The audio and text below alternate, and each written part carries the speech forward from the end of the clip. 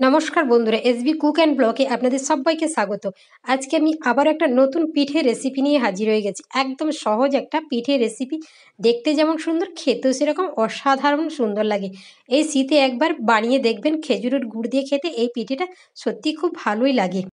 এই পিঠে রেসিপিটা জানা থাকলে সত্যি বলছি বন্ধুরা, আর অন্য কোনো পিঠে খেতেই ইচ্ছে করবে না একদম। এই পিঠেটা বারবারই বাড়িতে সবাই বানাতে বলবে আর সবাই খেতেই চাইবে বারবার। চলুন রেসিপিটা শুরু করা যাক। আমি এখানে জলটাকে গরমের জন্য বসিয়ে দিয়েছি, আর এখানে আমরা যে ভাত রান্না করি চাল, সেই চালটাকে আমি এক বাটি নিয়েছি, খুব ভালো করে ধুয়ে নিয়েছি। ধুয়ে এই গরম জলের মধ্যে দিয়ে দিলাম। জলটা একটু ফুটে উঠলেই কিন্তু আমি বন্ধ করে দেব। আমি এখানে ভাতের চাল দিয়ে বানাচ্ছি, আপনারা চাইলে আতপ চাল কিংবা গোবিন্দভোগ চাল দিয়েও এই রেসিপিটা বানাতে পারেন। আমার হাতের কাছে যা ছিল তাই দিয়ে আমি আপনাদের এই রেসিপিটা শেয়ার করছি খুব সহজভাবে।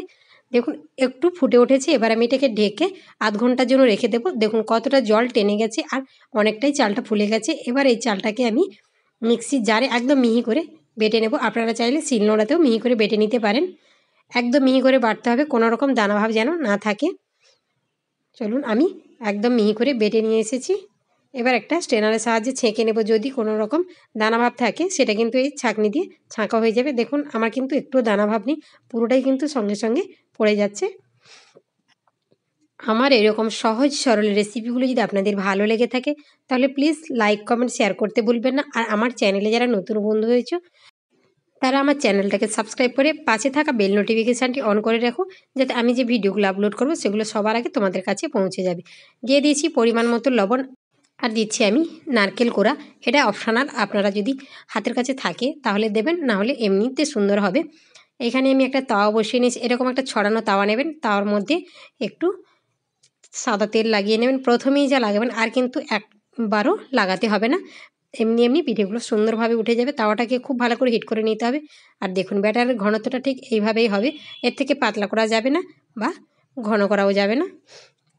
আমার কাছে যে তাওয়াটা ছিল সেটা একটুখানি গভীর, সেই জন্য ওপরে দেওয়ার সঙ্গে সঙ্গে মাঝখানে দিকে গড়িয়ে আসছে। আপনাদের কাছে সমান যদি তাওয়া থাকে সেটাই ব্যবহার করবেন, তবে প্রত্যেকটা বাতাসা পিঠে দারুণ হবে। আমি এই পিঠেটার নাম দিয়েছি বাতাসা পিঠে। আপনাদের কী পিঠে বলে মনে হয় দেখে আপনারা কমেন্ট করে জানাবেন। আমি যেহেতু ছোট ছোট বাতাসার আকারে গড়েছি সেই জন্য এটাকে আমি বলছি বাতাসা পিঠে। দেখতে সত্যি খুব সুন্দর, একদম দেখে মনে হবে বাতাসা, কেউ বুঝতেই পারবে না যেটা এটা চালের তৈরি পিঠে। এভাবে করে আমি অল্প অল্প করে দিয়ে দিয়েছি, খুব বেশি না, একদম অল্প অল্প করে দিয়ে এটাকে ঢেকে রাখতে হবে 2 মিনিট। আঁচটাকে কিন্তু একদম লোতে রাখতে হবে, মিডিয়াম বা হাইতে রাখা যাবে না। 2 মিনিট একদম লো আঁচে রেখে দিতে হবে। দেখুন খুব সুন্দরভাবে একদম ফুলে গেছে আর খুব সুন্দর হয়ে গেছে। দেখাচ্ছি তুলে আমি, দেখুন কত সহজে উঠে যাচ্ছে। আর পেছনটাও দেখুন একটুও কোথাও পোড়ার দাগ নেই, কত সুন্দরভাবে হয়ে গেছে। আমি এক এক করে সবগুলোকে তুলে নিচ্ছি। আমি বারবার বলছি প্রত্যেকবারে কিন্তু তেল দেওয়ার দরকার নেই, প্রথমেই শুধু তেলটা ব্যবহার করবেন তাওয়াতে, না হলে কিন্তু আর তেল দেওয়ার দরকার নেই, এমনি সুন্দর উঠে যাবে এক এক করে। আমি সবগুলোকে তুলে নিচ্ছি। এখানে আমি এক বাটি চাল দিয়ে অনেকগুলো বানিয়েছি, আপনারাও কিন্তু এক বাটি চাল দিয়ে অনেক পিঠে বানিয়ে নিতে পারবেন। এক বাটি চাল দিয়ে কিন্তু বাড়ির সবার খাওয়া হয়ে যাবে।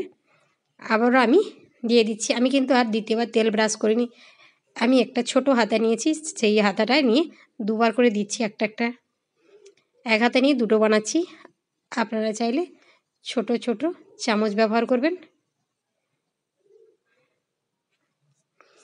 সেই ছোট্ট চামচের 1 চামচ করে দিয়ে দেবেন। দেখুন কত সুন্দর হয়ে যাচ্ছে, একটু ফাঁকে ফাঁকে দিতে হবে। দিয়ে এটাকে আমি আবারও ঢেকে দেবো 2 মিনিট। 2 মিনিট পর ফিরে এসে দেখাচ্ছি আমি। দেখুন কত সুন্দরভাবে ফুলে গেছে, আর 2 মিনিটে কিন্তু খুব সুন্দরভাবে রেডি হয়ে গেছে। আঁচটাকে কিন্তু একদম লোতে রাখতে হবে, আঁচ কিন্তু হাই দেওয়া যাবে না। প্রত্যেকটা পিঠেই কিন্তু খুব সুন্দর জালি জালি হবে। দেখুন পেছনটা কত সুন্দর জালি হয়েছে, ওপরটাও খুব সুন্দর জালি জালি হবে, আর ফুলকো ফুলকোও হয়েছে। দেখুন সবগুলো বাতাসা যেমন আমরা খবরের কাগজ থেকে তুলি এক জায়গায় জড়ো হয়ে যায়, এও কিন্তু সে একইভাবে হয়ে যাচ্ছে। দেখুন আমি সবগুলোকে তুলে নিচ্ছি, হাত দিয়ে তুলছি, তার মানে বুঝতে হবে কতটা তাপ রয়েছে, একদম হালকা তাপ। সবগুলোকে রেডি করে নিয়ে আমি ফিরে এসেছি। দেখুন দেখে কি মনে হচ্ছে বাতাসা না পিঠে? আমি সবগুলোকে বানিয়ে নিয়েছি। এটাকে আপনারা এই অবস্থায় খেজুরের গুড় দিয়েও খেতে পারেন। আমি এটাকে আরেকটু টেস্টি করে খাওয়ার জন্য দুধে সেদ্ধ করে নিচ্ছি আমি। দেখুন সবগুলোকে আমি বানিয়ে নিচ্ছি, খুব সুন্দর লাগছে কিন্তু। আপনারা চাইলে এটা এমনিই খেতে পারেন। এখানে আমি 500 গ্রাম দুধকে খুব জাল দিয়ে ঘন করে নিয়েছি, তার মধ্যে দিয়ে দিয়েছি খেজুরের গুড়। আপনারা এভাবেও না চাইলে দুধটাকে প্রথমে ফুটিয়ে নিয়ে নেবেন, তারপরে পিঠেগুলোকে ঠান্ডা দুধের মধ্যে ভিজিয়ে উপর থেকে গুড় দিয়ে 10 মিনিট রেস্টে রেখে দেবেন, সেটাও খেতে দারুণ লাগে। আমি হালকা একটু দুধটা ফুটিয়ে নিয়েছি, দুধটা যেহেতু আমার আগে থেকে জাল করা ছিল। এবার গুড় দিয়ে এটাকে আমি 2 থেকে 3 মিনিট ফুটিয়ে নেব। এখানে দিয়েছি আমি নারকেল কোড়া, বলছি আমি এটাও অপশনাল, আপনারা দিতে চাইলে দেবেন, না হলে এমনি কিন্তু দুধ আর গুড় দিয়ে এটা খেতে পারেন বা শুধু গুড় দিয়েও খেতে পারেন, সবই কিন্তু খেতে ভালোই লাগবে।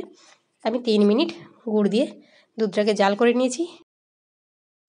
জাল করে নেওয়ার পর আমি পিঠেগুলোকে দিয়ে দিচ্ছি। দেওয়ার সঙ্গে সঙ্গে কিন্তু গ্যাসটাকে বন্ধ করে দিতে হবে, নাহলে পিঠেগুলো অনেকটাই নরম হয়ে যাবে। দিয়ে কিন্তু আর ফোটানো যাবে না, দিয়ে সঙ্গে সঙ্গে গ্যাসটাকে অফ করে দিতে হবে। আমি দিয়ে মিশিয়ে নিয়েছি, এবার আমি গ্যাসটাকে বন্ধ করে দেব। এটা দিয়ে কিন্তু 1 মিনিটও আর ফোটানো যাবে না। এই অবস্থায় আমি ঢেকে রেখে দেব 15 মিনিট। 15 মিনিট পর ফিরে এসে দেখাচ্ছি আমি কত সুন্দর হয়েছে পিঠেগুলো খেতে। আমার তো খেতে দারুণ লাগছে, আপনারা একবার বাড়িতে বানিয়ে দেখবেন কেমন হয়েছে। যদি ভালো লাগে কমেন্ট করে জানাবেন। এবার আমি সাজিয়ে নিয়েছি সবগুলোকে, দেখুন কত সুন্দর লাগছে। উপরে থেকে একটু খেজুরের গুড় ছড়িয়ে দিয়েছি। এবার আমি কেটে দেখাচ্ছি 10 মিনিটে কত নরম তুলতুলে হয়ে গেছে একটা একটা পিঠে, যা মুখে দিলে কিন্তু গলে যাবে। দেখা হবে আবারও কোনো দিন, আবারও কোনো নতুন রেসিপি নিয়ে। ততক্ষণ সবাই ভালো থাকুন, সুস্থ থাকুন।